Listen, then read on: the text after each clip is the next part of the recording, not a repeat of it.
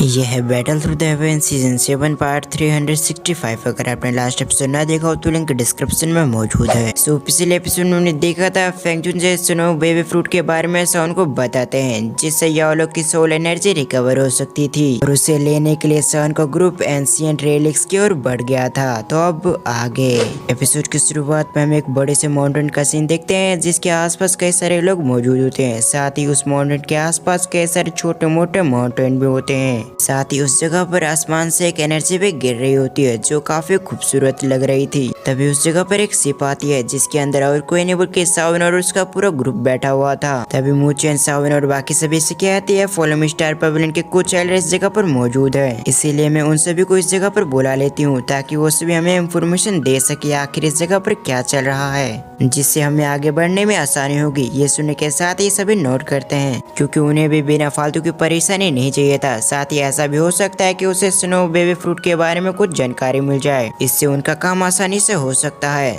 दूसरी तरफ मूचन उन सभी को सहमत होता देखकर अपने स्टोरिंग से एक झोटे को निकाल लेती है, जिससे अगली पल उसे ब्रेक कर देती है और कुछ समय के अंदर उनकी ओर बढ़ते हुए क्रेन को दिखाई देता है, जिसके ऊपर एक एल्डर बैठा हुआ था। साथ ही उसने भी फॉलो मी स्टार पवेलियन के कपड़े पहन रखे थे, जिससे हमें पता चलता है ये फॉलो मी स्टार पवेलियन का एक एल्डर है। मगर उसकी कंडीशन देखते हुए ऐसा लग रहा था कि जैसे वो किसी से पिटाई खा के आया हो, इसीलिए वो काफी गुस्से में होता है। लेकिन मूचन को देखते के साथ ही उसने ग्रीट किया था। साथ ही उससे कहता है यंग में हम आपका ही इंतजार कर रहे थे, फाइनली आप भी यहाँ पर आ चुकी हो। ये कहते हुए उसने बाकी सभी को भी ग्रीट किया था। दूसरी तरफ हम मूचन को देखते हैं, जो हैरानी से देखते हुए कहती है आखिर आपकी ऐसी कंडीशन कैसी हुई, साथ ही आपके बाजू वाले एल्डर कहाँ गए, क्योंकि जहाँ तक मुझे बताया गया था कि फॉलो मी स्टार पवेलियन के अंदर से 2 एल्डर और कई सारे स्टूडेंट गए थे, तो फिर आप अकेले कैसे हो। ये सुनने के बाद वो एल्डर हिचकिचाने लग गया था, लेकिन वो फिर भी हिम्मत करते हुए कहता है पवेलियन चीफ ने हमें ऑर्डर दिया था कि हम यहाँ पर आकर जांच करें, इसीलिए मैं और एक एल्डर और कुछ डिसाइपल के साथ इस जगह पर आए थे, ताकि इस जगह की अच्छी से जांच करें। मगर जब हम यहाँ पहुँचे तो हमने देखा पहले से इस जगह पर कई सारे लोग मौजूद है, जो काफी पावरफुल है, जिन्हें हम बिना फालतू में ऑफेंड नहीं करना चाहते। साथ ही हम किसी से भी लड़ना नहीं चाहते थे, इसीलिए हम कैंप लगाने की जगह ढूंढने शुरू कर दी और हमें एक जगह मिल भी गया, जो एक चोटी पे मौजूद थी। साथ ही उस जगह से सब कुछ देखा जा सकता था। इस वजह से हम सभी काफी खुश हो गए। फिर हमारे स्टूडेंट ने यहाँ पर कैंप लगाना शुरू कर दिया, मगर इससे पहले हमारे स्टूडेंट कैंप लगाना शुरू करते उससे पहले उस जगह पर लाइटिंग पवेलियन के कुछ डिसाइपल्स आ गए, जिन्होंने न ही हमसे कुछ बात करी, नहीं हमसे कुछ कहा। डायरेक्टली आने के साथ ही उन्होंने हम पर हमला कर दिया। ये देखने के बाद हम सब भी काफी गुस्से में आ गए थे, इसलिए हम दोनों एल्डर भी सामने आए। लेकिन इससे पहले हम उन पर हमला करते उससे पहले उस जगह पर फेटियान आ चुका था, जो कि आते हम दोनों पे हमला कर दिया। साथ ही उन लोग के साथ ली जुंजे भी आ गए थे, जिस वजह से हम कुछ भी नहीं कर पाए, क्योंकि ली जुंजे हम सभी से काफी पावरफुल है। साथ ही उनके पीछे तो डीमन फिनिक्स ट्राइब भी है, इसलिए हम चाहकर भी कुछ भी नहीं कर पाए, और ये बात वो भी अच्छी तरह से जानते थे, इसलिए उन्होंने हमारी काफी ज्यादा इंसल्ट की और आखिरी में उन्होंने सबके सामने से उस जगह से हमें धक्के मार के बाहर निकाल दिया। फिलहाल के लिए हमारे स्टूडेंट और एल्डर घायल हैं, इसलिए वो सभी आराम कर रहे हैं। उस एल्डर की पूरी बात सुनने के बाद तो उन सभी को काफी ज्यादा गुस्सा आ रहा था। सावन अपने मन में कहता है ली जुन से मैंने उम्मीद किया था कि हम इन फ्यूचर जरूर मिलेंगे, मगर इतनी जल्दी मिलेंगे मैंने बिल्कुल भी उम्मीद नहीं किया था। तभी मूचन गुस्सा होते हुए कहती है विंड लाइटिंग पवेलियन के पीछे हेवन डीमन फिनिक्स टाइप का आता है, जिस वजह से दिन पर दिन विंड लाइटिंग पवेलियन काफी पावरफुल होता जा रहा है, इसलिए उन्हें लग रहा है कि विंड लाइटिंग पवेलियन सबसे पावरफुल है। यहाँ तक कि वो बाकी के 3 पवेलियन को भी कुछ भी नहीं समझते। यहाँ तक कि ली जुन जो खुद भी काफी घमंडी हो चुका, तभी तो उन्होंने हम पर हमला करने की हिम्मत की। ये कहते हुए उसने अपने गुस्से को सप्रेस किया था, जिसके बाद उसकी नजर जाती है सावन पे, इसलिए उसे ग्रीट करते हुए कहते हैं सावन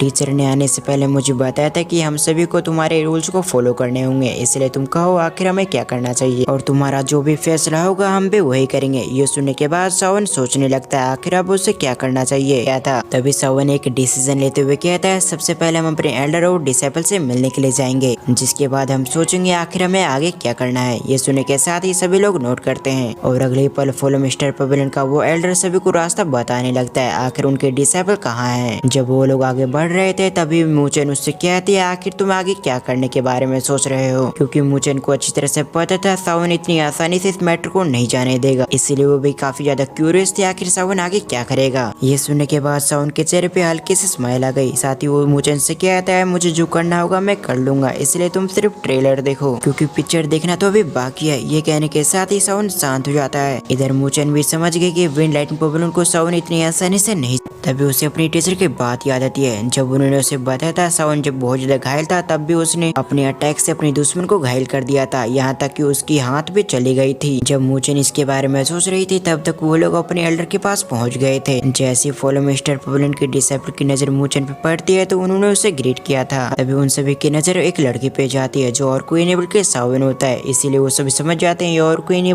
बल्कि पवेलियन चीफ के डायरेक्ट स्टूडेंट है। इसीलिए वो सभी उसको देखते हुए ग्रीट करते हुए कहते हैं पवेलियन चीफ। और अगली पल एक फिगर सावन की ओर बढ़ने लगता है जो काफी घायल लग रहा था, इसीलिए कुछ स्टूडेंट ने उसे सहारा दे रखा था। वो एल्डर सावन से कहता है मुझे माफ करिएगा जूनियर पवेलियन चीफ की मैं आपके स्वागत के लिए नहीं आ पाया। ये सुनकर सावन कहता है नहीं कोई बात नहीं, मैं जानता हूँ आप सभी काफी घायल हैं और तो और मैं आपसे रिक्वेस्ट करता हूँ कि आप मेरे नाम लेकर मुझे बुलाएं। तभी हम उसी एल्डर को देखते हैं जिसने खड़ा होने के लिए कुछ डिसाइपल का सहारा लिया था, उसके मुंह से खून निकलने लगता है। इसे देखकर साफ साफ बताया जा सकता था कि वो बहुत बुरी तरह से घायल है। ये देखने के बाद तो बाकी डिसाइपल्स बहुत ज्यादा गुस्सा हो जाते हैं। वो सभी कहते हैं वे लाइटिंग पवेलियन इसकी वजह से हमारी ऐसी कंडीशन हो गई, अगर हमारे सीनियर इस जगह पर मौजूद होते तो वो हमारे साथ ऐसे करने की हिम्मत नहीं करते। उन्हें देखने से साफ साफ पता चल रहा था कि वो सभी काफी गुस्से में, अगर उन्हें एक मौका मिला तो वो सभी वेट लाइटिंग पवेलियन को पूरी तरह से खत्म कर देंगे। भले उनके पास इतनी पावर नहीं कि वो सभी वेट लाइटिंग पवेलियन का सामना कर पाए, मगर इसका ये मतलब नहीं है कि वेट लाइटिंग पवेलियन उनके साथ कुछ भी करेगा या फिर उन्हें कुछ भी करने देंगे। तभी सावन आगे बढ़ते हुए उस एल्डर की नब्ज को चेक करते हुए कहता है आखिर आपके ऊपर वेट लाइटिंग पवेलियन के किस व्यक्ति ने हमला किया है, क्योंकि ये इंजरी तो बहुत ज्यादा घायल है, तो ऑफकोर्स आप पर जिसने भी हमला किया होगा वो काफी पावरफुल होगा। दूसरी तरफ ये सुनने के साथ ही वो भी नोट करते हुए कहते हैं नॉर्दर्न पवेलियन का चीफ फेटियन। ये सुनने के साथ ही साउंड सरप्राइज होते हुए कहता है फेटियन पिछली बार जब हम मिले थे तो मुझे तुमने काफी भगाया था, लेकिन इस बार भागने की जरूरत तुम्हें पड़ेगी, मगर मैं तुम्हें भागने का मौका भी नहीं दूंगा। ये सोचते हुए सावन अपनी स्टोरिंग में एक पिल को निकालता है, साथ ही उस एल्डर को देते हुए कहता है आखिर विंड लाइटिंग पवेलियन की तरफ से कितने डॉजुंग आए, जिस पर वो एल्डर बताता है एक डॉजुंग, जो और कोई नहीं बल्कि ली जुन जो खुद है। फिर वो एल्डर अपनी बातों को कंटिन्यू रखते हुए कहता है जूनियर चीफ आखिर आप क्या करना चाहते हैं, जिस पर सावन कहता है उसने हमारी जगह को तबाह किया है, इसीलिए हम भी शांति से नहीं बैठ सकते, हमें भी मुंह तोड़ जवाब देना ही पड़ेगा। जैसी सावन की आवाज उन सभी के कानों में पड़ी थी वो सभी सरप्राइज हो गए थे।